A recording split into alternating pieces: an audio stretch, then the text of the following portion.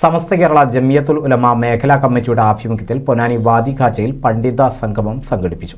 300ഓളം പണ്ഡിതർ സംഗമത്തിൽ പങ്കെടുത്തു. സംഗമത്തിൽ പ്രാസ്ഥാനിക ചരിത്രം, ഉളുഹിയത്ത് കർമ്മം എന്നീ വിഷയങ്ങളിൽ പഠനവും ചർച്ചയും നടന്നു. കഴിഞ്ഞ കാലങ്ങളിലെ പണ്ഡിത നേതൃത്വത്തിൻ്റെ ത്യാഗോജ്വലമായ പ്രവർത്തനങ്ങൾ മാതൃകയാക്കി യുവ പണ്ഡിതർ സമൂഹത്തോട് സംവദിക്കണമെന്ന് സംഗമം ആവശ്യപ്പെട്ടു. പ്രസിഡന്റ് VV അബ്ദുറസാഖ് ഫൈസി അധ്യക്ഷത വഹിച്ചു.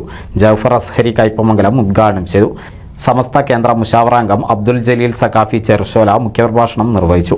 മുഹമ്മദ് അലി സക്കാഫ് വള്ളിയാട്, സയ്യിദ് സീദിക്കോയ തങ്ങൾ, SIK തങ്ങൾ, M Hyder Musliyar, P Hasan Ahsani Kalady, CV Abdul Jaleel Ahsani, Ali Saidi Ponnani എന്നിവർ സംസാരിച്ചു. 15% മുസ്ലിമീങ്ങൾ മാലിക്കി മദ്ഹബ് അനുസരിച്ച് ജീവിക്കുന്നവരാണ്.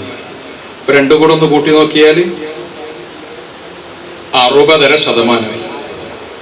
28% ആളുകൾ ഷാഫിഈ മദ്ഹബ് അനുസരിച്ച് ജീവിക്കുന്നവരാണ്. അപ്പൊ വീണ്ടും എവിടേക്കെത്തി? 88 അല്ലെ? 2% ആളുകൾ ഹംബലി മദ്ഹബ് അനുസരിച്ച്. NCV news Ponnani.